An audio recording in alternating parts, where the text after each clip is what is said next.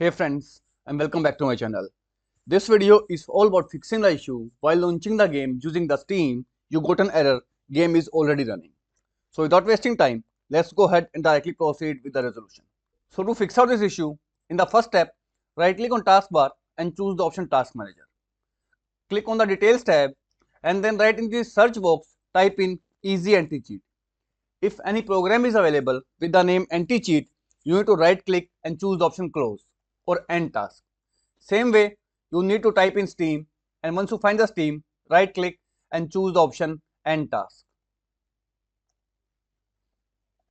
Make sure you close each and every process with the name Steam. Once Steam as well as anti-cheat program both are closed, close the task manager, relaunch the Steam and then try to play the game, and hopefully the issue of game is already running will be completely fixed out. Although if this failed to work out, let's proceed with the second step. Now in second step, launch the Steam, go to library, and whichever the game which is giving you the error game is already running, you need to right click on this game, choose the option manage and click on the option browse local files. Here first of all, if you find a folder with the name mods, make sure you delete this particular folder because presence of mod folder create this particular issue of game is already running.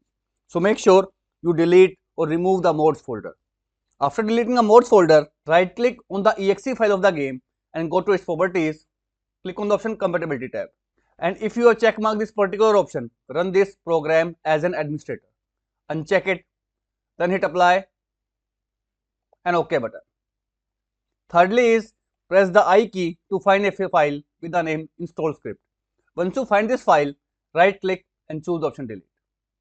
After doing these basic fixes, you need to launch the game using the exe file right from a directory. Do not launch the game using the Steam or the shortcut icon.